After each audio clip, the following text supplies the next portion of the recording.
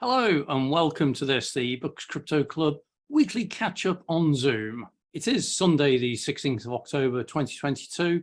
And as always, we're going to be talking about whatever comes into the conversation around crypto, blockchain, DeFi, NFTs, ICOs, STOs, Web3, the metaverse, whatever people want to talk about, really. These sessions are open to novices and experts alike. We love new people coming along and learning about the world of crypto and some of the confusing terms. We also welcome more advanced people who maybe want to talk about some of the projects that they're working on or what their company is involved in. We hold these meetings every Sunday at 7 p.m. UK time. There's a link to join future meetings in the comments below. And as I say, everyone is always welcome to come along. So with that, let's see who's going to come and join us today. Gaz, hello. Lovely to see that you've got the virtual fire on in the background. That's keeping me warm. As we head into the European winter. We've got JT just joined us as well. Hey, JT. Oh, he's not saying anything at the moment. I think Mike. Hi, guys.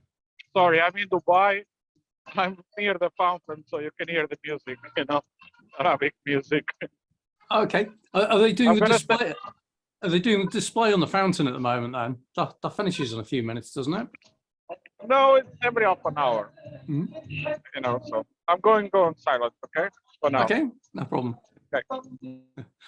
How's it going then, Gaz? You're still getting into the world, learning more and more? Yeah, I'm getting into it. Keep thinking. I was going to ask you about play to earn games, like gaming. Yeah. Stuff like that. Do you know much about gaming? I've not really looked into it because I'm more into my kind of games than what's the play to earn kind of stuff. But I keep meaning to have a look more into it, but I ain't got around to it yet. Yeah, it's a whole emerging market.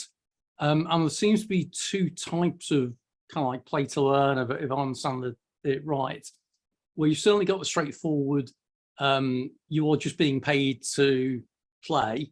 Yeah. And you make money out of it, small amounts. And so effectively it's paying you for your attention. It's paying you to stay on the platform.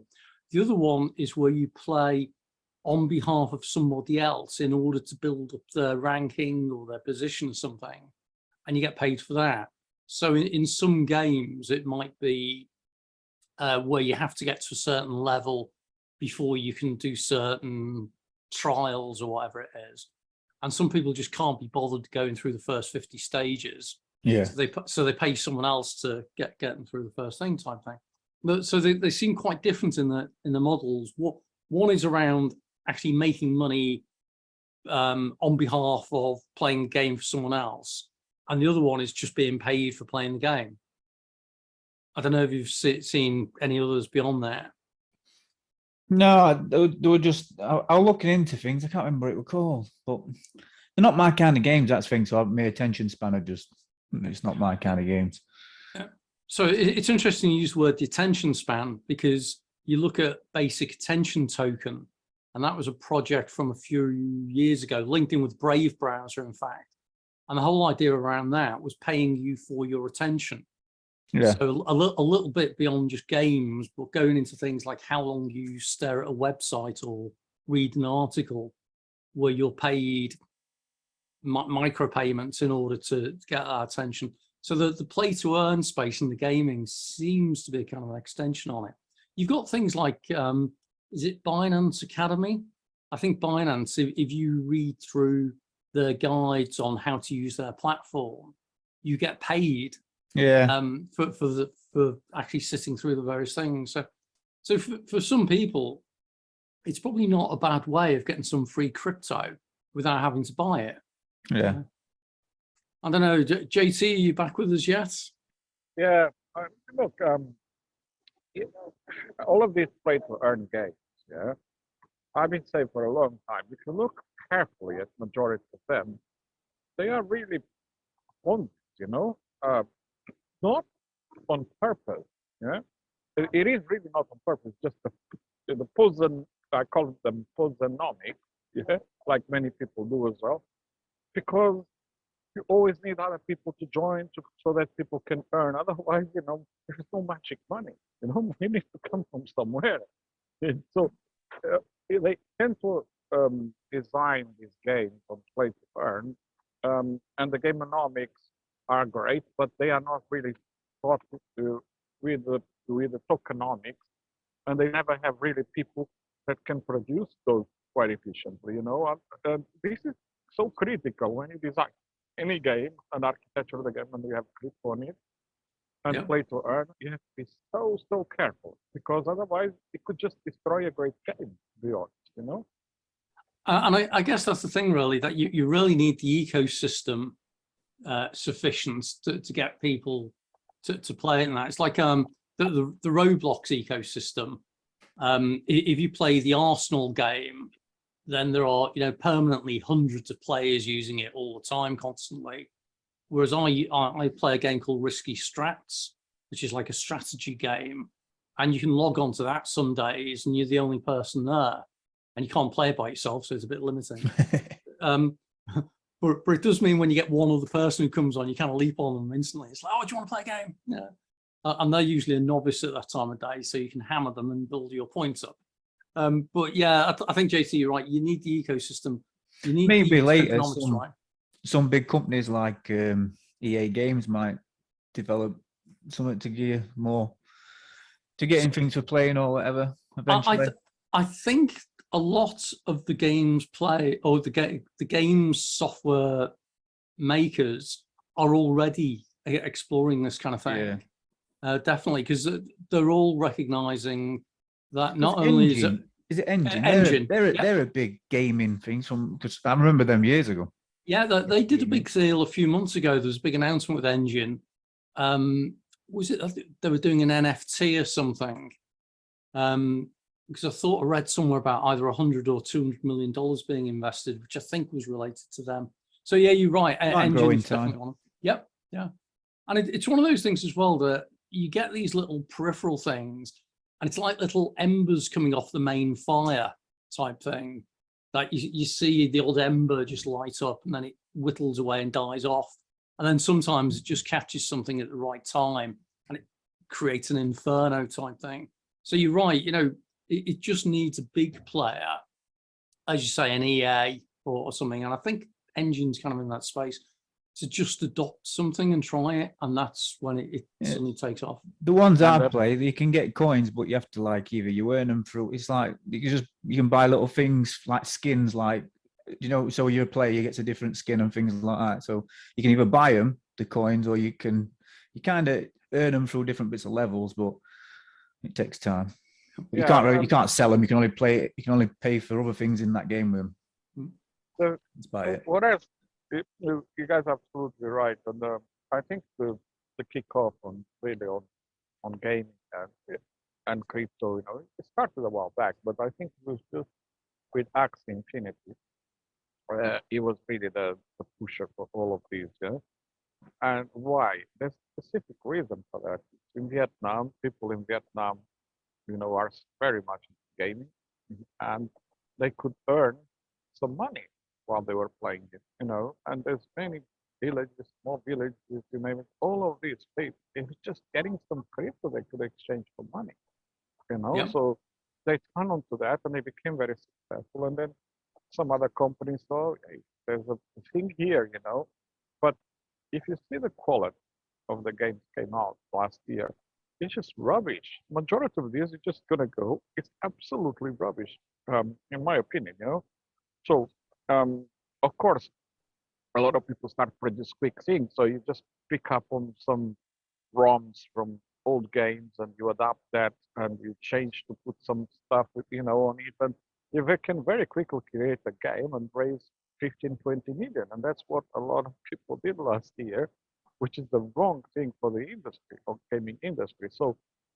I think the next generation of games with crypto and play to earn are going to hit the market probably next year, end of next year, beginning of 2024, because if you're looking at the AAA game, it doesn't matter first shooting or not, just a AAA game normally costs minimum about $30 million to make one of those, yeah? And then it takes at least 3 years, absolutely minimum, to produce something of quite a good quality that we see out there, you know. That's one of the things that I've noticed. But there's also different quality of games that you don't need that much time, which is the Roblox type of game, you know, as well. So there's two things here people are exploring and trying to put some crypto around it so that they can make some money and raise 10, 20 million, 50 million, 30 million. And last year was just a bit crazy. I think from now on, players like Animoca Brands, which is fantastic, they're doing incredible job, and they only invest in games, yeah, and metaverse and NFTs that ever play in metaverse or games, but they focus really on games. They are incredible, but incredible focus in revolutionizing the gaming industry, and they are experts actually in it. You know, JT, sorry, what was the name of the company that you mentioned that you're talking about? Animoca Brands. Animoca. Animoca Brands, yeah. Okay. So if you, I'll type in a minute on the chat. Yeah. And I had the pleasure to meet the founder, you know, and the guy is so focused. If you watch any of his panels where he has been or any speeches that he has done, it's phenomenal. It's an inspiration, the guy. Actually, you know, Yat is, you should listen to the guy at least one or two talks, and you understand. You know, it's all from and do you know, Gary, how he looks? He looks from a human behavior type of perspective, you know. Mm-hmm. And that's what I like, because they're not just there to do stuff and put money and throw money at games, and they actually throw a lot of money at games, but when they look at the game, they look at things like the behavior and stickiness and a lot of other things that are really important to them around Web3. So I think the next generation of games are going really to revolutionize, you know. And I know there's a couple of founders from UK, from Scotland. One of them, it's an incredible AAA first-person shooting game, yeah? And when they come out, people are going to be really, really surprised with these guys, because some of the product guys were ex-Ubisoft, you know, for example. So they attracted already people that were product directors, you know, product managers. So we will see. I think the true revolution in gaming is going to happen in about 2024, in my opinion. Okay, it's the nice thing for anyone who's new on the call today. JT always puts his hand on his heart. He'll always give us a date as to when he thinks something's going to happen, which I think is fantastic. That's quite rare, because a lot of people are quite avoiding. They'll say, "Oh, in the future," people are afraid. or whatever. Yeah. because they call back like, "Oh yeah, you're wrong about this." But everybody's okay to say it's wrong, but they never put forward something, you know. So exactly. I understand why people don't do it, but I like to put so that we can understand how things are fitting. And if you don't try to understand and project dates on when things might happen, then you know you don't know really how to position yourself or your company as well. You need to think forward, you know. So wrong. This is where you need to learn the traditional IT approach, JT, which is, you say it'll be 18 months. Yeah. Because that always sounds like you're putting a date on it, and then in 18 months' time, it's still 18 months. And I think we can all think of a couple of projects that have done it that way. In the past. Hey, just quickly want to say hi to Elena. Haven't forgotten you. See you're in there. Yeah. Hello. Good evening. Are you getting back any more into the crypto world or the blockchain world at all? Step by step. This is. Have you managed to make any contact with anybody in Ireland who's interested yet? No, not yet, but we'll be there soon. You'll get there. We'll get the coverage. You can look after Ireland. Gaz can look after the north of England. I've got the south, and JT can be our traveling salesman out in the Middle East. That'll be good. A nice plan. Yeah, we've got Christian on as well, who unfortunately earlier on certainly said his mic wasn't working, which is why he's just sitting there in stealth mode type thing. So I presume because he's not come off the mic, that hasn't changed. Never mind. So Gaz, you said before in terms of the play to earn, Have you been looking at particular projects or particular companies or anything, or just getting a general feel for the whole space? I can't remember the name of one that I looked at, but it were more like a farming kind of play to earn game. Like you have to do crops and things like that, but that's not my kind of gaming. Mm-hmm. So kind of a Farmville or something. Yeah, it was something like that, but it's not my kind of thing. So I'm not that interested in stuff. Like if it were a first person shooter, then yeah. But well, that's what JT was saying before. Yeah. A lot of the early play to earn stuff came out of the Far East, and certainly I think in particular South Korea and Vietnam, where there's a great gaming community out there. Yeah,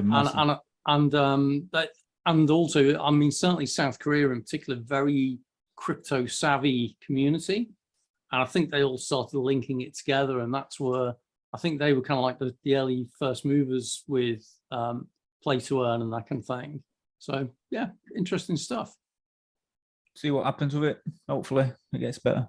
Well, yeah, it's like all of these things. They sometimes, I kind of describe that blockchain's kind of an overall big wave, but on top of that wave, there's other little waves like crypto and tokens and smart contracts and DeFi and all this kind of thing. So we'll see where it goes, and play to earn and gaming.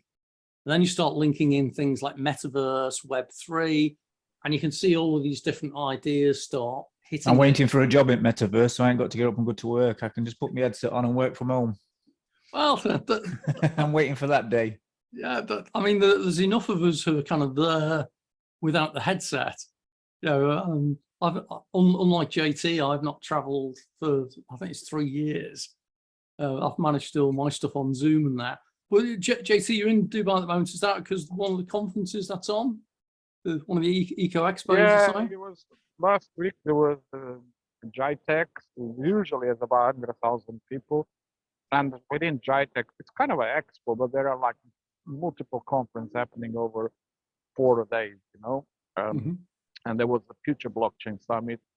And then I decided to stay 1 more week because there's now like 3 conferences here. There's the World Blockchain Summit, there's Disrupt, there's the Future Innovation Summit, there's, oh my God, just this next week, there's like 5 or 6, Okay. So it's a good opportunity just to come and meet people, and depending what you do, it doesn't matter, raising money for your project or just getting communities, go to market, strategy, marketing, all sorts of people are here. So it's a good opportunity, really. Okay. Where are they holding all the events? Is it at the Curzon? Is it Curzon on No. So GITEX is in the World Trade Expo. Okay. Like, it's that big. Okay. Yeah, it's 10 times XL, and then like or even more, it's huge, Yeah. So, and the other events, they don't, for example, the event in the next 2-3 days, it's going to be at the Atlantis Hotel, which is a massive area just for conference. So the big hotels are always have massive conference places on the ground floor, so. Yeah. And Dubai recently made some more announcements as well, didn't they, around the government support for crypto? Yeah, metaverse. So they have a huge program. They have an aim to create, I think, 20,000 jobs in the metaverse in the next 2 years. So they're doing a lot of stuff actually in the area. I think it was not 2 years, next 5 years, if I'm not mistaken. Which is incredible, I was going to say, when I was out there, I was presenting at a conference then. They were talking about their 10x project or the 10x initiative, and I just thought it meant that they wanted to be 10 times better than anything else. But actually, I think it was that they wanted to be 10 years ahead of anybody else, which is kind of even better. And you look at what they were doing with like Dubai ports and using blockchain. So Elena, this probably ties in nicely with some stuff that you're interested in. So Dubai Ports was linking in some stuff around track and trace and provenance of all the goods that went through their ports. That's normal because Dubai started to put everything on the blockchain in 2017. I think by 2017, or beginning 2018, if I'm not mistaken, they already had the property registered on the blockchain. So, and then by 2020, they have the objective to put every single thing that the government to put on a blockchain. And I think they have achieved because of coronavirus. I think they achieved it in 2021. So it's quite phenomenal. So yes, absolutely. I'm sure that that one is implemented as well. And as I see you just shared the link on the Anamika brands as well. That's what I've just been looking at. Yeah, I've just popped that up there, and it looks. The problem I find with gaming stuff is that it's always visually mind-blowing kind of thing, and I think there's sometimes a risk that you look at the graphics and you get blown away. And you think, "Wow, this is incredible," and then you look at the as JT was saying, the tokenomics and the actual economic value behind things, and it doesn't always stack up. But they certainly look like they've got a number of things that are going on in that space that are worth checking up if people are interested in that area. Any mocha brands are doing the right thing, to be truly honest. They're investing. Of course, sometimes they don't get things right on some of the projects. I'm not sure. I don't analyze on the project they invest, to be honest. But I look it's from the founder, and the way they go forward, people they deal with, they're really, really expert in this area, and they trying to get also the tokenomics right. So they look at projects, they might tell bits and bobs to them, and they even have a head of tokenomics, which actually lives in London. I met Mohammed not long ago. Okay. These are great guys. To be truly honest, if you are into gaming, that's probably the best guys to speak with. Because they will listen to you, they will talk, and they're very, very interested in making sure the gaming industry is disrupted, and they are driving it, that disruption. So are they Asia originating then? They're out of Hong Kong, I see. Yeah. Okay. Yeah, pretty much.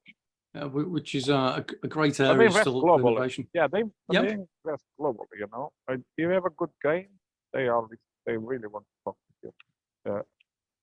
Excellent. Well, definitely worthwhile checking out Anamiko brands. Animoca. Animoca. Okay. Yeah. And then the other one that you shared, I'll just pull that one up as well. Yeah, that's from Fraser, a Scottish guy. He brought his team. He actually moved to Dubai because the UK doesn't have a favorable crypto regulation. So he's moving the team here to the MCC. And this is proper AAA first shooting game. And they were the first one. I haven't seen, they started this two years ago. And they were the first ones to come and create a proper AAA, the first shooting game in our ecosystem. Okay. Great people, great, really, really great people. Okay, because it's interesting because they're talking about things like qubits, which is a phrase that's used in the quantum space. But I wonder if people are going to get mixed up a little bit. There's still a scam doing the rounds on quite often the non-crypto space, the more traditional, the MLM. Whoop, hang on. Sorry.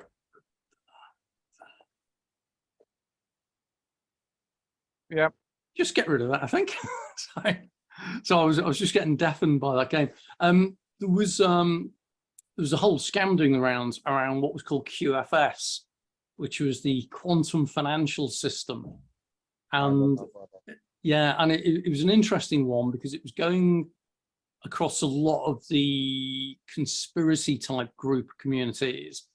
And it was all around when Trump was coming through and everything.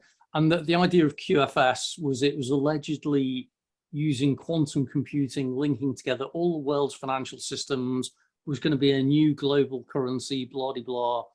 And it was kind of pitched at it's a global takeover by the World Economic Forum or something, but you can get tokens early and be ahead of the game. It's like, oh, okay, yep. So the scam alert suddenly goes on full type thing when you hear that. No, this is a proper game. Okay. And really proper people. Can I have the people? And they put a lot of work. Fully legit. You can check them online. You can see all the stuff that is around them. Okay. And they are going to do extremely well because they're going to be the first one, because they started 2 years ago, yeah? They're going to be the first one then to release the game. with proper graphics. We're talking about you name the games that you played before on Xbox or Okay. PlayStation, first person triple shoot, it's of that quality. I've seen already some of the stuff they're doing and the mechanics, the game mechanics, it's incredible. Because So there you go. They came from the industry, they came from Ubisoft, from Epic Games, whatever, so they really know what they do. And that's the thing, Epic are doing some more stuff in this space now, aren't they? I thought I saw something around them using NFTs and tokenizing their thing. So, okay, so quantumworks.co.uk. Another quick shout out for that. I will ask Fraser to join one of these days call. Yeah. Okay. Yeah. And he can talk to you guys about it. He's a great guy. Really is. It'd be good because I always welcome people who want to talk about their projects to come on and talk about it. It's kind of quite funny when we're doing a name check for them. They haven't actually got anyone here to talk about it. So that's good. So moving forwards then, because that's really useful. A good couple of links there, JC. Thanks for that. Anyone else got anything else that's happening in the blockchain world or the crypto world they'd like to share, or any questions to ask? JT's run away. Yeah. Well, he ran away. I might ask the question then. Yeah, go for it, Elena.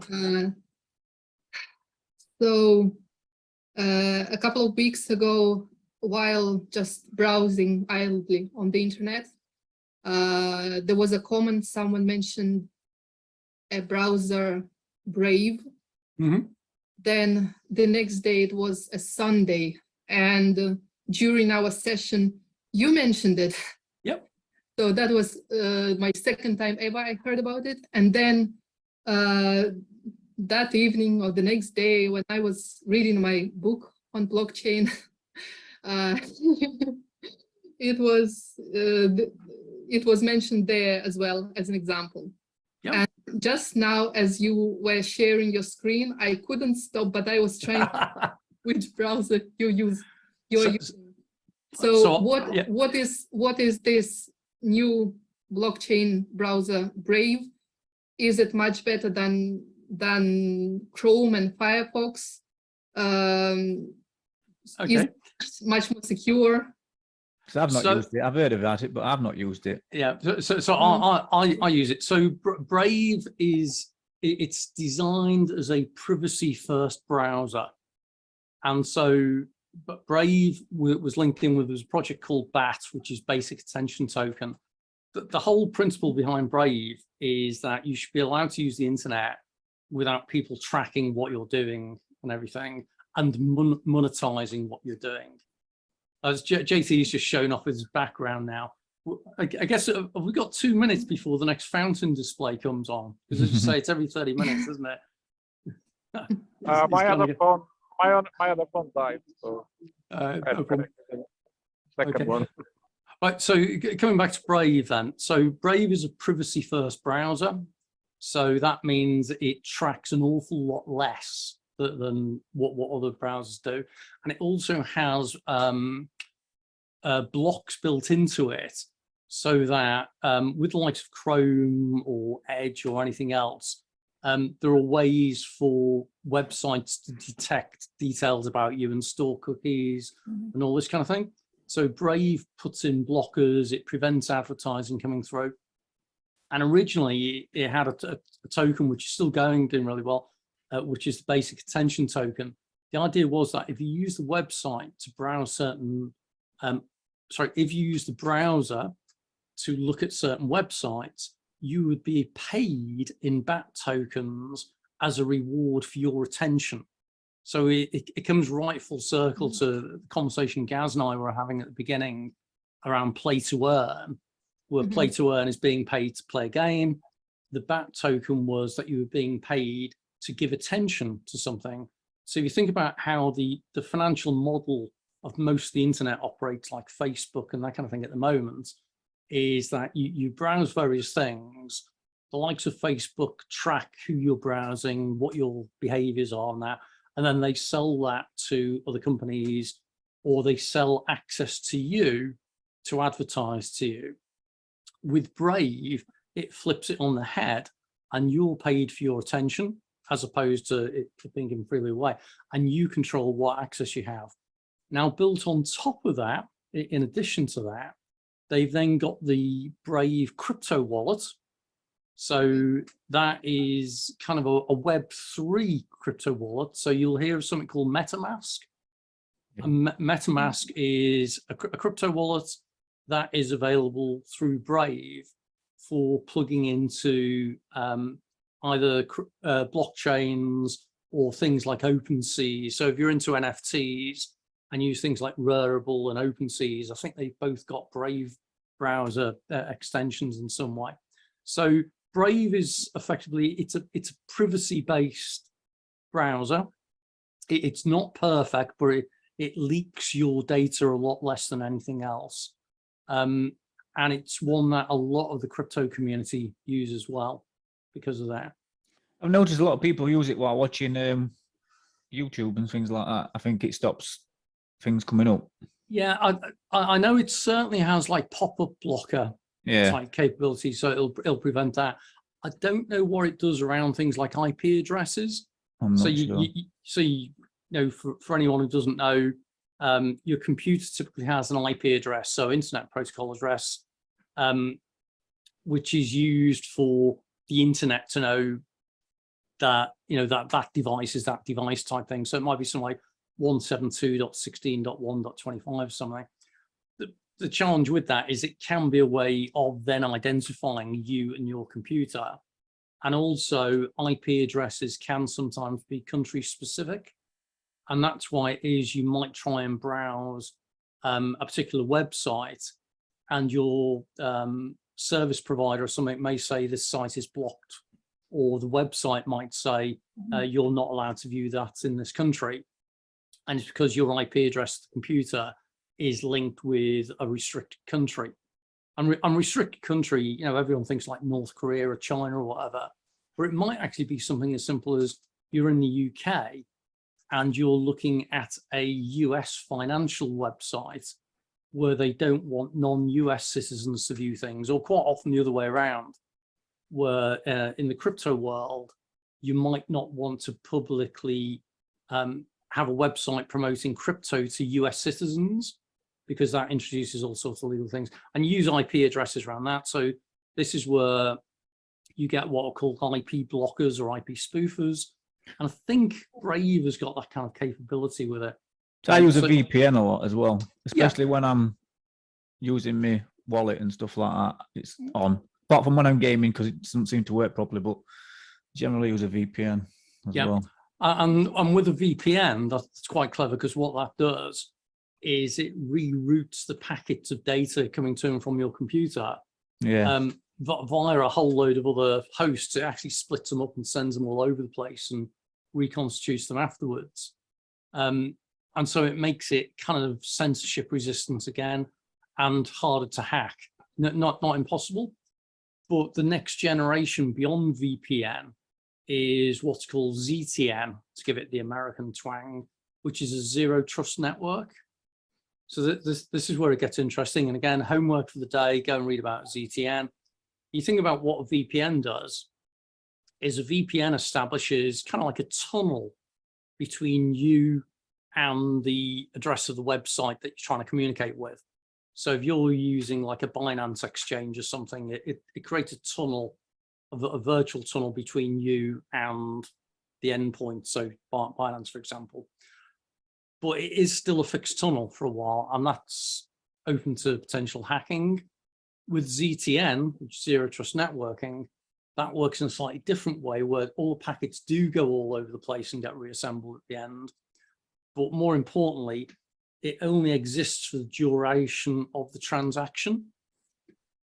So you think about, if you go onto Binance and you go browsing around and you click on a few things and all this kind of thing, the VPN tunnel remains in place for the duration. So that's why people use it in Starbucks and that kind of thing.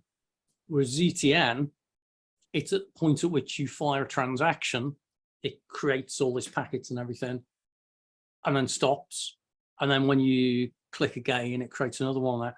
So it means that the tunnel only exists for the duration of the transaction. So it's much more harder to intercept. About, is Brave browser similar to browser? Well, Brave is a browser. So just like how you used to have Internet Explorer, you now have Windows Edge, or presumably renamed Microsoft Edge shortly, and Google Chrome. Well, Brave is just another browser. In fact, I'll show it that if I just share my screen again, as Elena cleverly noticed. Got eagle eyes. Yeah. I didn't know. I didn't notice. She spots everything. So this is the Brave browser. Doesn't look anything, different to any other browser. You've still got where you enter your URL, your uniform resource locators. So, a website, for example, and it behaves exactly the same. It's just that there's a whole load of additional features that you can have, including things like Brave rewards. And this is where you can earn tokens by viewing certain websites. Is that then like you said about Facebook, then they're selling your data basically to someone else, so they're like giving it you back, like they're giving you it back in some kind of token kind of thing? Yeah, so, like paying you in a way. So you think about the Facebook model is that Facebook has got a phenomenal amount of detail about you. If you've registered and you've got a Facebook account, they'll know much, much more than just your name and address. They'll know entirely about, which Facebook group you're a member to, what your behaviors are, what type of chats are. They can figure out, whereabouts it is that you might live, or all this kind of stuff. What they then do is they're quite clever. They don't sell data about you. What they sell is access to people like you. So what that allows is for an advertiser to say, I'm looking for people between 25 and 35 who've looked at crypto, who are in the UK, and have an interest in chihuahuas as a credit. And so Facebook will say, well, yeah, we will serve up 100 adverts to you, to people in that demographic. Yeah, you can choose, can't you? Yeah. So it's quite clever, because what it means is that it's not like the old days where you might be able to say, sell me a mailing list of people who are into chihuahuas, crypto, between 25 and 35, where you used to get a mailing list and then you could go and do whatever. Facebook actually retain complete control. What it is they say they will sell the advertising for you to those customers. And so they get the revenue from that. You as an end user don't get to see any of it. You don't get any benefit. It's effectively in payment. The only payment you get is the ability to use the Facebook platform. Yeah. Whereas with Brave, it flips it and it says, for these particular websites, these companies have offered to pay for you to actually look at them, which is very different. And that then means it's self-selecting. It's you that's choosing what you want to look at, and you're earning rewards, and the rewards are paid in Brave tokens. So hopefully that explains that. Okay, Christian. So Brave browser is a browser. Go on, Elena. And with regards to Christian's question about the difference between Brave browser and Tor browser, and what is the Tor browser? Okay, so Tor, first of all, the 3 letters Tor stands for the onion router, and the reason it's called an onion router, and it comes back, funnily enough, it's on a theme here. We were talking about VPN before, and we were talking about ZTN. So when you start digging into how the internet works, typically it will be almost point to point. So if you go onto I'm trying to think, if you go onto what used to be called a DOS prompt, I don't even know what they call them now, but it's kind of like a Windows prompt where you can do a command. If you type in ping space www.microsoft.com, it will show you that ping, all ping is, it's a little packet data that just gets fired out. And it shows you how it got to where the Microsoft server is. and it'll go from this server to this server. So it does what are called hops between the routers. Now, what that means is that ultimately all of your transactions across the internet, if you've got the right equipment, can be tracked, traced, and monitored and intercepted, okay? So this is where it comes back to, even with VPN, where you've got a channel set up, it's a fixed channel, which is more secure, but not completely secure, particularly not if you work for an agency which is government sponsored in some way. What Tor does is Tor has got dedicated, I think they're called nodes, network computers anyway, which have got the Tor software on them, which provide an alternative means of doing this packet routing. Okay, so Tor is meant to be a secure way of browsing and transacting. And this is why the likes of Edward Snowden would always originally was very supportive of Tor. And then it was realized that actually some of the government agencies had clicked on this. And what they were actually doing was that they were spinning up their own nodes and making them available to the community, plugging it all in, and then siphoning off that bit of data. So if we're routing between 5 different routers to communicate with somebody, what they would do is that they would put in one of their routers in there, and they'd effectively be able to intercept your stuff anyway. So that's a very, very long-winded, probably not at all accurate way of explaining how Tor works. But what it allows is to reroute all of your packets to make it a little bit harder for people to intercept. Now you've got things like, as you saw within Brave, it had a Tor browser. And what that meant is that specifically, rather than going down what I'd call the traditional internet route of going from a router to a router to a router, it will go to a Tor router to a Tor router to a Tor router, and they're just more secure. And you're saying rerouting is making it a little bit harder to intercept. Yeah. But not impossible. Then. Correct. It all comes down to anything that transmits anything, whether it's transmitted via the internet or via radio waves, so you like your mobile phone or whatever, given enough time and money, anything is interceptable. Ultimately, and governments know this. That's why even their super secure communications facilities, they still have different levels of what level of messaging can be sent on each type of communications. So ultimately, if it involves ones and zeros going down a network in some way, then it is interceptable. And this is where you've got 2 layers of obfuscation or ways of hiding this. One is you can make it more difficult to intercept those packets. And then 2 is that you can encrypt those packets so that even if someone does intercept it, they can't translate what it's saying. So this is where cryptography comes in. And again, this kind of comes back to crypto, because crypto is originally cryptography, not cryptocurrency. And it uses encryption and decryption methods, which are cryptographic functions. Cryptography, I describe it as the mathematics of keeping secrets. And that's ultimately what it is. And when you look at how crypto works, as in cryptocurrencies, and you look at how blockchains work and how the hashes get created on each block, well, that's all a form of cryptography, of the whole encryption and decryption of a block. So this is where it gets fascinating, because you end up with this whole overlap between cryptography, cryptocurrency, cybersecurity, and all sorts of stuff all coming together. Does that answer that?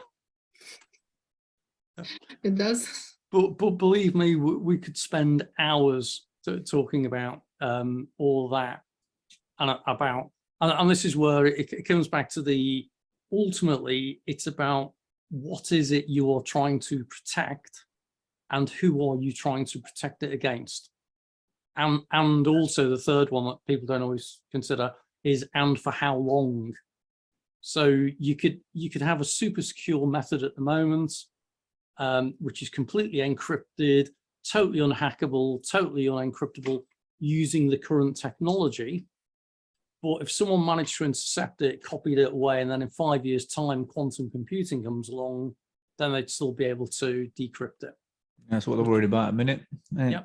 Computers. So that's why you'll see comments about what are known as quantum resistant cryptography. And this is a whole new area around designing cryptographic methods which are quantum secure, as in it doesn't matter even if you use a quantum computer, it still couldn't hack it. But I'll suggest we don't go into that today. Sounds very complex. Yeah, but it's fascinating. You know, even when you go back to really, really basic means of securing data, and it goes back to, like, you know, Roman times, for example, that there's a method called the Caesar cipher, and the Caesar cipher was a way of encrypting messages, which you can teach your children. No, this is great fun. Just get them to write the alphabet out, A to Z, you know, A, B, C, D, blah, blah, blah, blah, and then get them to write it out again, and then cut that piece of paper. So you've got, you know, one lot of A to Z here and one lot of A to Z here, and then get them to just shift it a little bit, and then read down. So if I want to say Gary, I go from the G here down to what it says here. Oh, that's a D. Okay, then the A is a whatever, and the R, and all they can then say is they can send a message to their friend to say this is a +3 Caesar cipher. And all that means is that the person at the other end, if someone intercepts it, first of all, it'll just like look like gobbledygook, and they won't know what it says. But the person at the end, if they can say it's +3, they get their 2 pieces of paper, they move the second piece of paper 3 places back. Or in fact, they switch it and they move it 3 places back, and they can just read it out and they can decode it. That's a wonderful example of a really simple cipher. Yeah, and you can, I've taught a 8-year-old, I think he was, when I showed him that. Really easy and good fun, and all of a sudden it's great. Then you build upon the whole level of that's relatively easy to hack, because you can spot quite easily repeating trends and this kind of thing. And that it's a fascinating world filled with very bright people, much cleverer than me. So, and me. But it's interesting again, because it's useful to begin to understand some of these things, so that when you start learning about blockchains and cryptocurrencies, and people say, well, what is it that secures a cryptocurrency? What is it that makes it safe? Because, you know, what makes fiat money safe? So what makes the pound safe, the dollar safe? Ultimately, that they're safe because they're supported by institutions. So the government supports them. The governments have got military with guns that they secure it that kind of way. But how do you secure a peer-to-peer payment system that isn't backed by soldiers and that kind of thing? And this is where cryptography comes into it. And so if you look at when you send your Bitcoin from your wallet, well, first of all, you actually send that, the Bitcoin transaction will say, first of all, it's Bitcoin, how much of it, what wallet it's coming from, what wallet it's going to, but it will also be digitally signed with a cryptographic signature that proves that you are the owner of the wallet. So you probably heard about private keys, public private keys. Well, this is, again, it uses cryptography to sign that transaction to prove that you own the private keys. And this is where decryption is a way for the wallets at the end to validate that you used a valid code and that kind of thing. So crypto transactions use cryptography. Really, really interesting on that. And then when you look at blockchains, and we've talked before about how blockchain has got like a ledger of a piece of paper with transactions, and at the bottom of the page, it's got a cryptographic hash, which is like a signature for that page. Well, cryptographic hash, cryptography again. So it all kind of comes in on itself. That's what I love about this space. You start talking about a topic that for a minute you think is completely unrelated to everything else, and then it suddenly comes back on itself. So, you know, Gaz and I were starting with things like VPNs and that kind of thing. and that links, with Tor and privacy networks and all that kind of thing. We're talking about play to earn, and that starts linking in things like basic attention token, that kind of thing. So they all start overlapping with each other. So go on, Alina, more questions. Yeah. Or get Yeah, as but- you. I'm all right. And then- I'm listening. Now, if we make quite just a little step forward and move on to the quantum cryptography for a couple of minutes. Okay. It's very interesting. So quantum computing, first of all, they say that if you understand quantum, it means you don't understand it. to begin with, it is very, very complicated. So we have to kind of start off with understanding what quantum computing is. And just nicely timed to answer that question is Mark, who's just come on board, because Mark is a quantum guru. Well, I've got a quantum WhatsApp group. That's about as far as it goes. I was just thinking on that. Mark, welcome aboard for the last few minutes. It's mega fast though, isn't it? Like a mega fast computer in its way. Yeah, it's why it's mega fast. So I'll quickly explain in my simpleton terms. Computing up till now has operated on the principle of binary. So everything is either 1 or 0. So if you look at a microchip and drill it down far enough, all it can do is it determines if something is 1 or 0. And it does that phenomenally fast. And it just detects the voltage changes, usually from 5 volts to 0 volts or whatever. So binary is how computers are designed from the architecture upwards. And it's always a 1 or a 0, and it goes from there. So this is why you might have heard about things like 8-bit computing, which is my origins in computing of the Sinclair spectrums, this kind of thing. Oh, they used them. Yeah, so they used 8K computing. So you think about in binary, you've got 1, 2, 4, 8, 16, 32, 64, and that. You've probably heard of all these numbers. The multiples of 2. Multiple of 2, because binary, 1 or 0. So computers usually just use a form of binary in some way. And they've only got 2 states to consider, on or off, or 1 and 0. Quantum computing, and this is where it starts hurting your head quickly, moves on from you just having 1 or 0 to 1, 0, and something else. And something else can be also 0, also 1. It can be both, it can be neither. And it's just, it moves you, bizarrely enough, away from digital of the 1 and 0 to kind of like analog, that you can be almost anything. What that means from a computing perspective is your computers at the moment are basically doing 1, 0, 1, 0, 1, 0 type thing. If your compute capability can now process 1, 0 and not 1 and not 0, it gives the capacity to do calculations phenomenal growth. And that's done in, if I remember correctly, that's what are called qubits, which is the processing power of a quantum computer. And they process things phenomenally faster. And it's more than just an order of magnitude. So this isn't like going from your Intel i5 to your Intel i7 series microchip. It's kind of taking a massive leap. So what it means is that anything that uses current computing methods to do calculations will be blown away. So some of the stuff I was looking at recently in the insurance industry, they're talking about, they do a lot of stuff around what's called catastrophe modeling. So I know that Mark's yawning at this simply because I mentioned the word insurance, but actually catastrophe modeling is fascinating from a maths perspective, because you're doing things like you're modeling things like an earthquake happening in the Pacific off the coast of San Francisco, causing tsunami, which wipes out Silicon Valley and causes the Palo Alto nuclear processing facility to blow up. The complexity of that takes days for the computing calculations to do. That can be done in quantum computing in seconds. So things like cryptography, there are 2 ways of solving a cryptographic puzzle, either through algorithms, so following the process and procedure. So, you know, is the answer 1? No. Is the answer 2? No. Is the answer 3? No.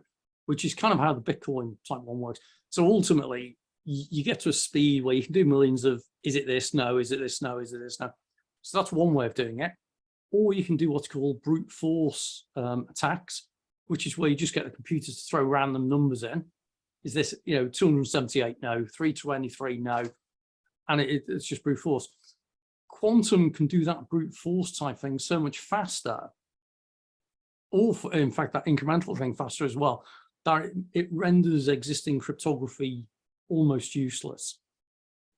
Now, what you can then do is, if you realize that the existing ways of doing cryptography, so again, homework, go and read about what's called elliptic curve cryptography, which is where you've got a curve, and if you plot the XY coordinates, but you're not given the Y coordinates, you can work out the other coordinate from that curve type thing. Well, if you've got quantum computer, it can answer that instantly. Sorry. Didn't want to deafen you. So what you can do is you can come up with new ways of doing calculations that mean that brute force doesn't make it any better. And that solves a lot of the quantum problems. So this is where you'll hear about quantum resistant computing. And I'm sure Mark, as he says, has got a WhatsApp group on quantum computing, who could probably share lots of things around that space. So Mark, are you an active member of that group? Or it's just one of your gazillion WhatsApp groups that you just have running? 250 something, to be precise. Mm-hmm. I just love the word quantum. Yeah. It sounds big and powerful. And it's actually exactly the opposite. Is it? Yeah. So this is, if you go back to you may recall a chap called Clive Sinclair. With the C. Yeah, so Clive Sinclair was in fact the person behind the Spectrum computer as well, if I remember correctly. But also the Sinclair C5, which was this C5, that's it, yeah. Which was this amazing, and he came up with comments about quantum computing. A quantum is actually the smallest movement that you can have at an atomic level, if I remember correctly. I beg your pardon. Yes, you're right. Yeah. Yeah. So it's actually tiny. Okay. But you hear people in marketing say, "Oh, this is a quantum shift in technology," and I look at them and say, "What, you mean it's hardly any movements at all?" They go, "No, it's a quantum move." Yeah, that means it's hardly moved. But the marketers got hold of it anyway. So Elena, coming back to your thing, so quantum computing is all about making massively faster compute capabilities by doing it a different way. The challenge at the moment is that in order to get the quantum qubits to operate in the way they do, you have to supercool them down to almost absolute zero. So down to like -255 centigrade, which means that you need massive amounts of power to cool them down. And so you have to be quite a big company at the moment. You can't just build a quantum computer in your back garden type thing. And at IBM, Google, a number of other companies have now got quantum computers. I think they're up to a couple of hundred qubits, which is how you measure the performance of them. But they make a lot of mistakes at the moment. So what you have to have is some of the computing power doing error checking on the rest of the stuff. So it's kind of inefficient. Watch for the future. It's really interesting anyway. Right, folks, we're on the hour. We've run out of time. I've ended up covering all sorts of things. Time flies when you're having fun. That was a quick hour. Yeah, it got, I mean, we covered all sorts, VPNs, ETNs, quantum computing, crypto. It's so thank you all for coming. Mark, thanks for joining us late on. And thank you very much. For anyone else, do come again. Have a great day. Catch you later. Bye now. Bye-bye. Bye.